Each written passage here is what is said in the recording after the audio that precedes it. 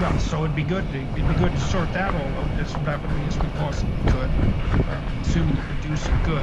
Yeah, I agree. It's pretty complicated. The use of fear was very, going back to what you said a little bit earlier, was definitely widespread. And I think at the beginning, it's interesting to look at the contrasting messages that were given by the authorities.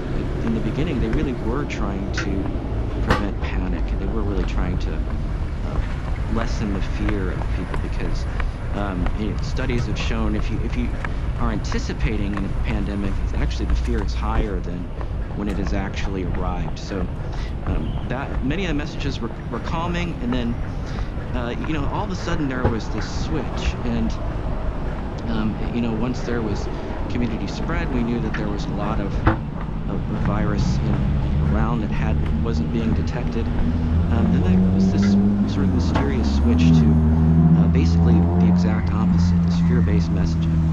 And so that was really surprising to me, and pretty infuriating because I knew it wasn't going to work.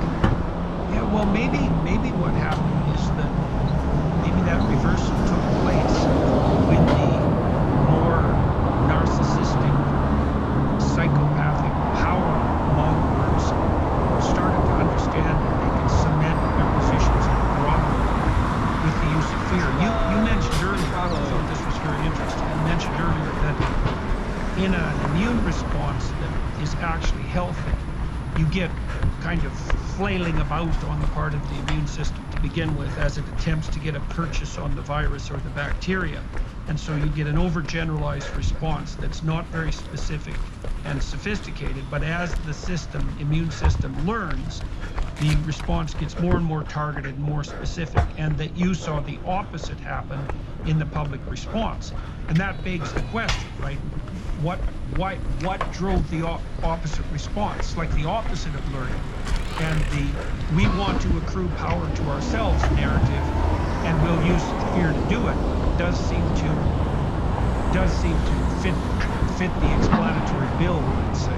Yeah, that's the million-dollar question. Is how did that happen? My explanation of thinking about this, because it happened a lot in Western countries, many Western countries, but it didn't happen everywhere. And so what I started to think about was, I'm a parent. I have a child that's 11, one that's 7. They were obviously 3 years younger when the pandemic hit, but being a parent, I've really noticed since I was a child this sort of emergence of safety as the sort of overriding virtue of all taking risks as being something that's left to reckless people, and you can't even use sort of probability to assess whether something is risky or not. If it's determined to be risky, then it's hazardous. And so I think the distinctions that used to be sort of surrounding child rearing in terms of allowing them to develop on their own and take risks and get injured if they make a mistake or fail. A lot of that has been removed, and I feel like this example really leads us to the response to the pandemic. I feel like it's a cultural problem, because if you look at places that don't have this very strong safety culture, Nordic countries are a great example. They did not have the same type of authoritarian response that we do in Europe and other Western countries, specifically, Anglosphere countries, Canada, United States, UK, Australia, New Zealand. They didn't have that, and they actually don't have a safety culture that's the same. I mean, I heard a story when I was in Denmark a few years ago. It was covered widely at the time, about parents that went to New York City, and these were Danish parents. They brought their child in a stroller, and they had in Denmark it was very common at the time to leave their child in a stroller outside the restaurant so that they could watch people that passing by. and they got arrested for doing that in New York City. And so that was something brought up by my host in Denmark. It was really interesting that, you know, their view of raising children is different than ours. They believe much more in challenging them, allowing them to make their own decisions. And so I really think that explained a lot. And that's how I get to the point of having the safety culture in the title or in the subtitle, is because of that explanation. I mean, anyone who's been a parent has had to deal with, or had to deal with, like, public schools. I mean, you know, the threshold for canceling school before the pandemic got pretty low. I mean, they even predict snow in Indiana here. They cancel school. It could never actually snow. So these things are much different than when I was a kid. I feel like that is because children have been raised that way, or now adults, now young adults. I have a feeling that is one way to explain what happened. Yeah, well, there is some psychological research pertaining to that's associated with some of the things we've discussed already, which is that mothers who have cluster B personality pathology is directly associated with what's called externalizing behavior. In women, it's borderline personality disorder, for example, are much less likely to foster independence in their children. And that cluster B is also associated with some of the dark tetrad traits that we discussed, that malignant narcissism, that psychopathy, Machiavellianism, sadism, you know, perhaps is pushing it, but perhaps not. No, because the question, of course, is why does that safety culture emerge? And you can attribute some of that to neuroticism, to fear, but you can also attribute it to the willingness of hyperprotective parents to use their purported concern for the security of their children to justify their use of excessive power and control.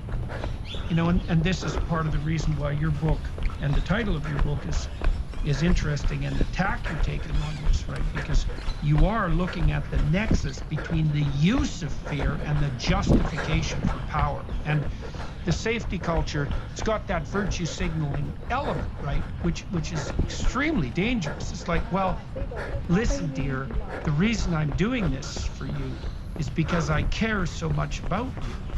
And all I really care is about your, let's say, short-term security. And it's hard to argue against that because, of course, safety is a paramount concern, or an important concern when you're dealing with children. But the problem is that it can be gamed by people who want to exert power and who can use their putative moral superiority as a justification. And I do think this is a kind of epidemic. I guess a question I would have for you too is, like, I'm increasingly bothered by the fact that we even refer to a pandemic. You know, Ioannidis, who's a very good statistician and researcher. I mean, he was the person who initiated the so-called replication crisis in psychology, showing that so much of psychological research actually didn't replicate. Not that it's necessarily worse in other disciplines, but he just published a paper, or has published papers, showing that the case fatality rate for COVID is way lower than we had been led to believe. In fact, it's so low, I think, that you could argue that there wasn't a pandemic at all in some real sense. And you see this echoed in the Swedish data, because if you average out the death rate over a 2-year period, there's no statistical blip in deaths in Sweden during the so-called COVID years. And so I think our terminology for what happened during that time might also be deeply wrong, and that what we had was an epidemic of tyrannical lockdown with a putative novel illness. Well, the illness was novel, but a putative pandemic as the excuse. Now, maybe that's too radical, but I'm not sure it is too radical. You know, it certainly was a disease that I think the Israelis recently announced, if I remember correctly, that they didn't have any deaths at all for people under 50 who had fewer than 4 comorbidities. It's something like that. And so, like, do you think it's completely preposterous to proclaim that we didn't have a pandemic at all, except one of tyranny? Yeah, I would say we had a pandemic, but you know, the response was something that we really blew and didn't, you know, focus on the people who were actually affected. I mean, if you have a population of people who are average is 81 of people who are dying, that's going to be actually pretty difficult to measure in terms of, you know, excess deaths. And because a lot of people in that age group and with comorbidities, if you have a pandemic that lasts 2 years, the chances of many of those folks outliving 2 years is much lower than it is in populations of, say, young people. So the ability to measure that becomes more difficult when you're dealing with an old and frail or infirm population, I think. Well, that's especially true too if you then purposefully confuse dying with COVID with dying from COVID, which clearly happened, right? And I mean, I talked to physicians who said that they were instructed by their professional organizations. They were encouraged by their professional organizations to list any death with COVID as a death from COVID. And God only knows how that gerrymandered the statistics. And I think it was the London Times, even the Times now, reported 2 days ago on the fact that all the evidence in the UK suggests that the costs to the lockdown were orders of magnitude above the costs that were actually associated with the biological pathogen itself. Right? They're not even in the same league. It's not like the lockdowns were a little worse than the virus. They were stunningly worse than the virus. And we haven't even seen all the accruing catastrophe that's emerged from that yet. I mean, I don't know what to make of the excess death statistics, for example, that just don't seem to go away. Do you have any thoughts on that matter? Meaning, you know, in the last few years, we have more excess deaths. Yeah. Well, even right now, it doesn't, like, right. The excess deaths in Europe are between 15 and 20%, something like that, 10 and 20% above normal, and that doesn't seem to be going away. And right. You know, I think the simplest explanation for that is that we hurt people very badly with the lockdowns. But then the other open question is there some degree to which the actual vaccines are contributing to this? And, you know, that's an absolutely horrifying possibility, but I don't think it's off the table statistically at the moment. Yeah, I mean, the vaccines were very promising for people who were in that vulnerable age group.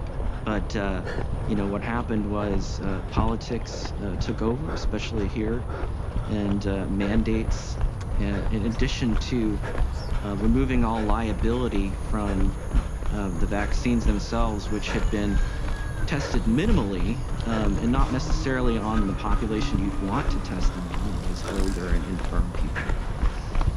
They were minimally tested. And so, you know, for an emergency, you'd want to focus on the vulnerable population because that would where the biggest benefit would be obvious. But that didn't happen. I believe that there was a lot of influence from pharmaceutical companies acting upon government agencies, and their incentives were actually not to promote actual public health of people here in the United States. And I'm sure in the UK and Canada it was exactly the same. There was outside influences.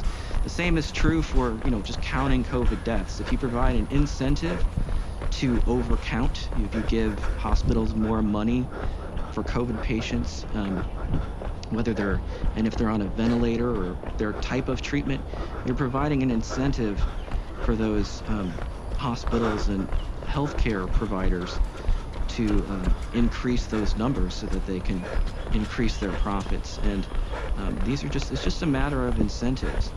Giving people perverse incentives is going to lead to perverse outcomes. And I think that's exactly what happened. Are you looking for an all-in-one e-commerce platform that can help you easily set up and grow your business online? Look no further than Shopify. With Shopify, you can quickly and easily build your own online store, manage your inventory, and accept payments from customers.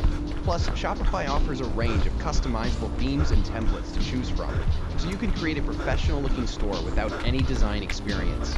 It even helps integrate with other popular tools to help you sell across social media marketplaces like TikTok, Facebook, and Instagram. With Shopify's 24/7 support and an extensive business course library that's available to support you every step of the way, Shopify is the commerce platform revolutionizing millions of businesses worldwide. If you're ready to get serious about selling, try Shopify today. Sign up for a $1 per month trial period at shopify.com/JBP. Go to shopify.com/JBP to take your business to the next level today. That's shopify.com/JBP.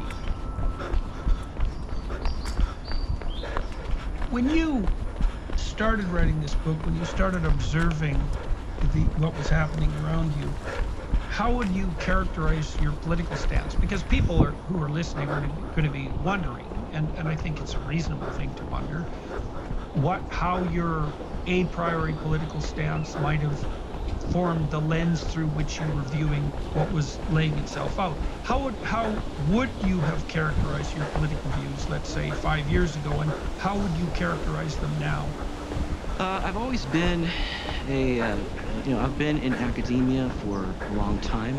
I was in, graduate school for a while, and here in Indiana for about 12 years. So, being around other scientists, being around other people in universities and medical schools, I was never, I was not a liberal person in relation to my peers in that. If you put me in a room of people who are hardcore Trump supporters, I wouldn't fit in with that group either. So, I haven't actually, voted for someone who's won an election in a very long time. So, if that gives you an idea, I would probably say I was center right. But one of the things that this really became associated with, anyone who's willing to speak up, there was this fear that you'd be automatically put into this camp of, well, you're doing this for political reasons, you're doing this because you support Trump or something like that. And I really encountered that both from friends and acquaintances that were, and even people just on social media that I didn't know, but that were liberal. They would assume that I was, hardcore right-wing Trump supporter, and even Trump supporters would assume that. Which, when it comes to closing schools, this became so politicized that even wanting to open schools became a sign that you didn't want to necessarily agree with Trump on something. And that was really unfortunate. I heard this firsthand from people that I talked to. It's not something that I anticipated really at all, because I've lived in a world where a lot of people I know and like, disagree with me. My wife and I disagree on a lot of things, and I'm used to that. But this is kind of the world that we're in now, where those kind of disagreements are not allowed, and discussion and debate are shut down. Yeah, well, I guess one of the questions that we might want to address today is, what do we think we could do to make sure that the next time this happens, assuming there is a next time, we're not quite so insane about it? And I would say also, what could we learn so that we don't respond the same way to other hypothetical crises that confront us? Because I feel that we could do precisely the same thing, and that there are many people hoping this will happen in some real sense, that we could do exactly the same thing, for example, on the climate doom front. And, the more paranoid conspiratorial types have presumed that this was just a warm-up for that, but I have a certain degree of sympathy for their concerns, given what happened. Now, you start your book out, part one of your book is Fear and Germs, and one of the things you do to begin with is to lay out a little bit of background for people about the nature of the microbial environment that we do find ourselves in, right? So that I suppose you can give people some sense of how much the relative risk increased because of the introduction of this new pathogen. Do you want to walk us through that a bit? Yeah, so I use my oldest sister as an example of a germaphobe because she was a nurse in a cardiac surgical team. And, obviously her job was very much involved, being very diligent about preventing infections in patients. And so I think that sort of translated into, she brought that home, became very diligent about avoiding infections and sanitizing and any sort of exposure to germs. She became sort of interested in and obsessed with dealing with. And so I use her as an example, and I talk about how that way of thinking is not helpful because we're already in a microbial world and we're exposed to all sorts of things. We have at least 10 viruses latently infected in our system, in our body at any given time, possibly more, and that's not counting viruses that infect the bacteria that inhabit us, which are astronomically high numbers. So I kind of lay out just how much exposure we have to microbes that we don't realize. It's just everywhere in the environment, and it's not something you can avoid. And then I talk about, although that's the case, there are definitely instances where we've become very clean, and our ability to avoid microbial exposures has resulted in some first world diseases, like increased autoimmunity, increased allergy, asthma, those type of things. These are all first world diseases. You don't see them in developing countries at nearly the same prevalence that you see here and in Canada and UK and other places. So I talk about why that is, and mainly it's because we're not exposed to the same level of environmental microbes and even pathogens that we used to be, because of obviously huge gains that we had from sanitation revolution. We don't want to go back to that, but something has definitely been lost. And I give many examples of that. In terms of pandemics, polio is an example where polio was endemic for a very long time, until sanitation improved to the point where people weren't being exposed to polio until they were older, and then it became a lot more severe and noticeable in, when you're talking about older children as opposed to a baby who's nursing, who just has a mild infection and their mother breastfeeds and helps them clear the virus. So that was an example of a trade-off, and so I wanted to sort of highlight that all of these things were trade-offs, and people have been, this hasn't been controversial at all for a long time. There's no reason to aim for something like zero microbial exposure, because that's completely preposterous. And so I think, if I remember correctly, in terms of sheer cell number, I think you have more bacteria in your body than cells. Now, they happen to be very, very tiny, but it gives you that gives the listeners and watchers, let's say, some indication of just exactly how prevalent, as you said, the microbial load is. And then, do you have any sense of what actually constitutes, let's say, reasonable precautions?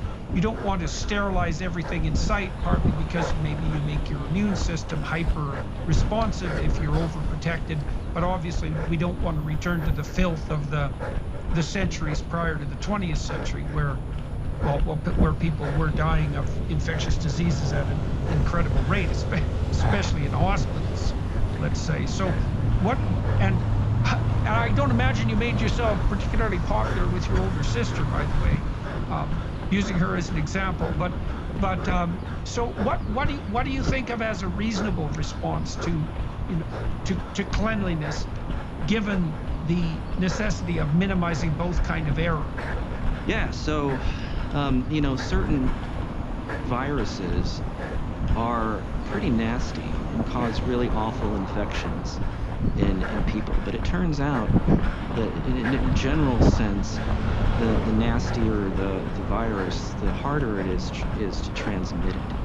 And so there's sort of an association between the ability to transmit something and then the severity of the disease that it transmits. And so if you take something like HIV, it's a nasty infection. It's a very long period where there's not a lot of symptoms, then becomes very awful in terms of destruction of the immune system, leading to opportunistic infections. However, you can avoid getting HIV for the most part, unless you have some sort of accidental exposure directly to your blood, which did happen, but has been greatly reduced. The same thing is true about something like hepatitis. These are nasty infections, but you don't necessarily get them from just being in contact with other people. In terms of respiratory infections, those are much more harder to avoid because they are very easily transmissible.